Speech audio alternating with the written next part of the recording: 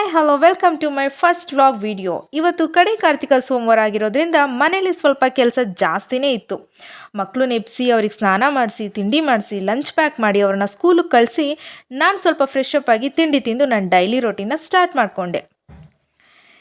ಈ ಜಗತ್ತಿನಲ್ಲಿ ಯಾರನ್ನು ತಿದ್ದಲು ಸಾಧ್ಯವಿಲ್ಲ. ಒಂದು ವೇಳೆ ನಾವು ಯಾರನ್ನಾದರೂ ತಿದ್ದುತ್ತೇವೆ ಎಂದುಕೊಂಡರೆ ಅದು ನಮ್ಮ ಮೂರ್ಖತನ.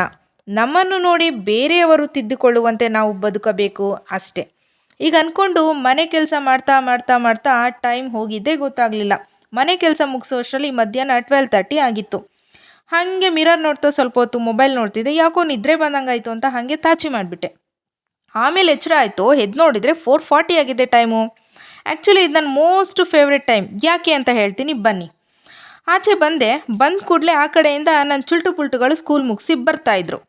ಇದಕ್ಕೆ ನಾನು ಈ ಟೈಮ್ನ ಮೋಸ್ಟ್ ಫೇವ್ರೆಟ್ ಟೈಮ್ ಅಂತ ಹೇಳಿದ್ದು.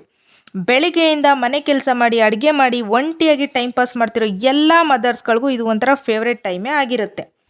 ಮಕ್ಕಳಿಗೆ ಕೈಕಾಲು ತೊಳೆಸಿ ಯೂನಿಫಾರ್ಮ್ ಚೇಂಜ್ ಮಾಡಿಸಿ ಅವ್ರಿಗೆ ಸ್ವಲ್ಪ ಸ್ನ್ಯಾಕ್ಸ್ ಕೊಟ್ಟು ಕುಡಿಲಿಕ್ಕೆ ಹಾಲು ಕಾಫಿ ಏನಾದರೂ ಕೊಟ್ಬಿಟ್ಟು ಚಿಕ್ಕವನ್ನ ಡ್ಯಾನ್ಸ್ ಕ್ಲಾಸ್ಗೆ ಕಳಿಸ್ದೆ. ಮತ್ತು ನಾನು ದೊಡ್ಡ ಮಗ ಹೀಗೆ ಹೋಮ್ವರ್ಕ್ ಮಾಡ್ತೀನಿ ಮಮ್ಮಿ ಅಂತ ರೂಮಲ್ಲಿ ಕೂತ್ಕೊಂಡ. ನಾನು ಸ್ನಾನ ಮಾಡ್ಕೊಂಡು ಬಂದು ಪೂಜೆಗೆ ಸ್ವಲ್ಪ ತಯಾರಿ ಮಾಡ್ಕೋತಾ ಇದ್ದೆ. ದೇವ್ರ ಮನೆ ಓಪನ್ ಮಾಡಿದೆ. ಸ್ವಲ್ಪ ಫ್ರೈಡೇ ಮಾಡಿದ ಪೂಜೆ ಹೂವೆಲ್ಲ ಹಾಗೆ ಇತ್ತು. ಅದನ್ನೆಲ್ಲ ತೆಗೆದು ಕ್ಲೀನ್ ಮಾಡಿ ಸ್ವಲ್ಪ ಫೋಟೋನೆಲ್ಲ ಹೊರಿಸಿ ಅದಕ್ಕೆ ಸ್ವಲ್ಪ ಅಲಂಕಾರ ಮಾಡಿ ಪೂಜೆ ಶುರು ಮಾಡಿಕೊಂಡೆ.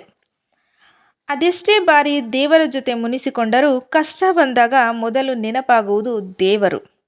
ಭಗವಂತನ ಪ್ರೇರಣೆಯಿಂದ ಯಾವಾಗ ಏನಾಗಬೇಕೋ ಅದು ಆಗಿಯೇ ಆಗುತ್ತೆ. ಯಾರ ಹಣೆ ಬರಹನೋ ಯಾರೂ ಬದಲಿಸಲಾರರು. ಆದರೆ ನಡೆದ ಹಾದಿ ಸ್ಪಷ್ಟ ಮತ್ತು ಮಾಡುವ ಪ್ರಯತ್ನ ನಿರಂತರವಾಗಿರಬೇಕು ಅಷ್ಟೇ. ಎಲ್ಲರಿಗೂ ದೇವರ ಆಶೀರ್ವಾದ ಇರಲಿ ಅಂತ ನಾನು ಬೇಡ್ಕೊಳ್ತಾ, ಈ ನನ್ನ ವಿಡಿಯೋ ನಿಮಗೆ ಇಷ್ಟ ಆಗಿದ್ರೆ ದಯವಿಟ್ಟು ಸಬ್ಸ್ಕ್ರೈಬ್ ಮಾಡಿ ಮತ್ತು ಲೈಕ್ ಶೇರ್ ಕಮೆಂಟ್ ಮಾಡೋದನ್ನು ಮರಿಬೇಡಿ. ಧನ್ಯವಾದಗಳು.